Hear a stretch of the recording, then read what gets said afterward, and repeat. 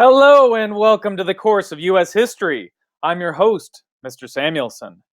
Last time we were together, we looked at European claims in the American continents, with a particular focus on the Spanish, French, and lesser extent the English, as they explored the Americas and made those claims.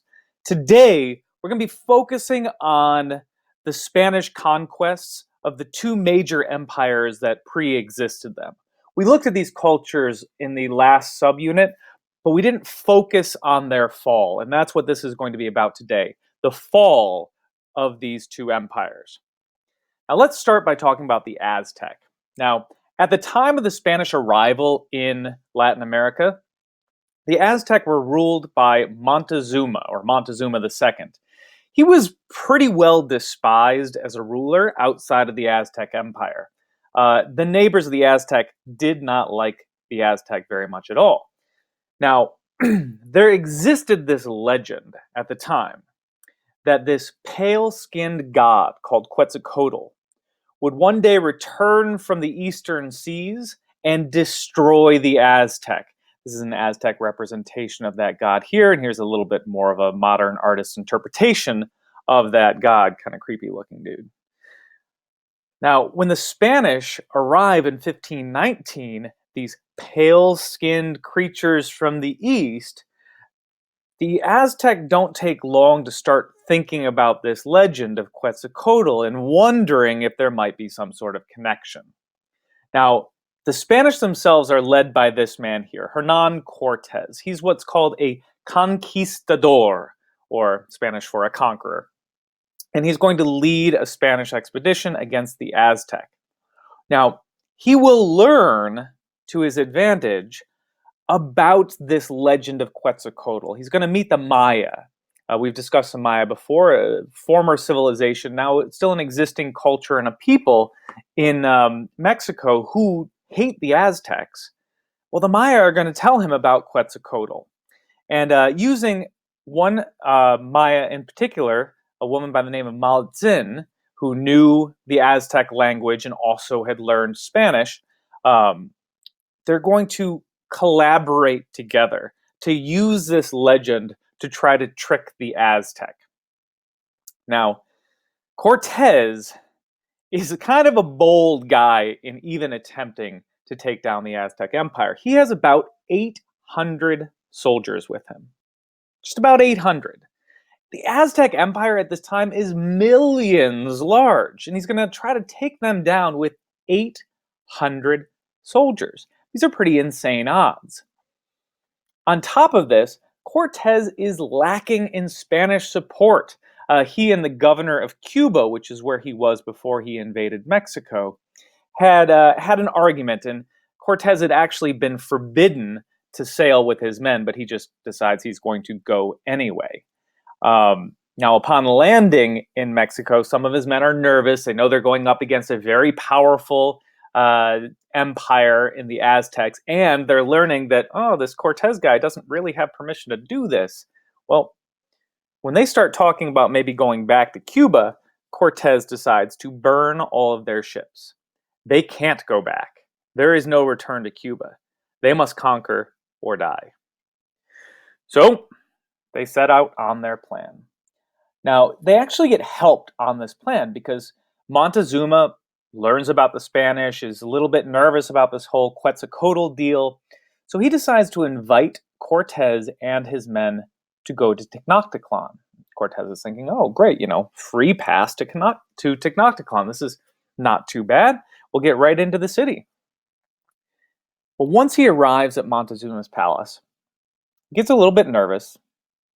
Montezuma is also acting a little bit nervous. They're uncomfortable with each other, and Cortez decides to act first on this.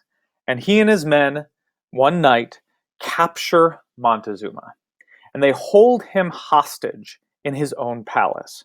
So here they are in the center of Tenochtitlan, with the emperor of the Aztec as their hostage, surrounded by the Aztec. So what are they going to do? Well, they're going to loot the city because that's, what the Spanish are there to do. They're there to get rich. So they say, if you attack us, if you do anything, we will kill your leader, we're going to loot your city. And they go through the city and they collect all these valuable goods. And eventually, the Aztec kind of get upset about this. And they kind of have a small riot. And in this riot, Montezuma is killed. Now, there's some dispute as to whether or not he was killed by the rioters or by the Spanish, but it doesn't really matter for our story. What matters is that he is dead, and the Spanish don't have a hostage anymore. This is a problem. The Spanish have to get out of there.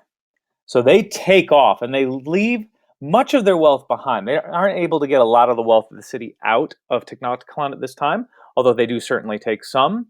And they bolt. They get on their horses and they go just about as fast as they possibly can out of the city.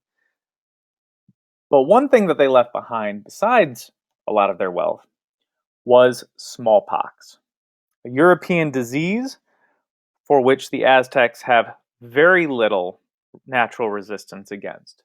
And this is going to be devastating. Over the next 10 months, the disease kills about half, possibly more than half of the residents of Tenochtitlan. Half that city dies. And this is going to shatter their economy. It's going to shatter their government. It just has an absolutely horrific effect on the individual lives, but then on the society as well of the Aztec. So when Cortez returns those 10 months later, and this time he's bringing with him 60,000 native allies, and he's got a little bit more Spanish support this time too, he's able to easily conquer the fragmented Aztec. So the Aztec Empire is no more. Now, not to be outdone by Cortez, 13 years later, a man by the name of Francisco Pizarro is going to try to do the same thing with fewer soldiers. This time he's got 180 against the Inca, an empire that was larger geographically with leadership that was more popular. At this time, the Inca controlled the Andes Mountains along the western coast of South America, this long stretch over here. Very large, very wealthy, very powerful. However, prior to Pizarro even arriving, smallpox had hit them. See, it had passed from the Aztecs to the Aztecs' neighbors, to their neighbors, to their neighbors, who happened to be neighbors with the Inca. And now the Inca had a smallpox epidemic, which had in fact killed their king. Now, the two brothers of this king went to war with each other over who would control the empire.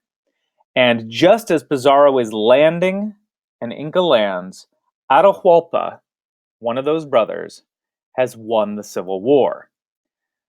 Atahualpa has won his Civil War, hasn't even returned to his capital city yet. And he hears this rumor about these white men. He said, let's go check what this is about. I'm interested. And he goes to meet with Pizarro, and Pizarro and his men capture Atahualpa.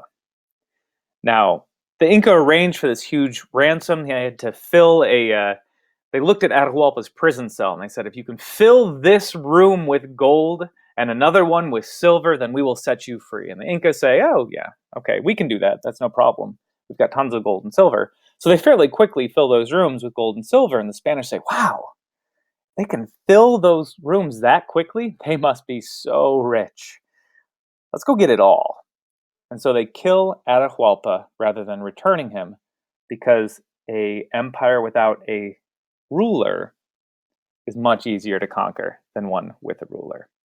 So the Inca are ravaged by disease, civil war. They don't have any established leader now. They don't know who's going to be in charge. And Pizarro is able to just march right into their capital city of Cuzco and take over the Inca Empire. Well, kind of take over the empire. He takes over the capital city. But it takes another 40 years for them to completely subjugate the Inca lands. Because once again, the Inca were popular. They didn't have the native support against them for a while. This has to be a largely Spanish-only mission. And that takes them some time. But eventually, the Inca Empire does collapse as well. And the Spanish have taken over the two most powerful American empires. Next time, what will the Spanish do with this land? We're going to look particularly at their social structure and how that social structure helps the Spanish to rule their lands in New Spain. Thank you very much for joining me today. and farewell.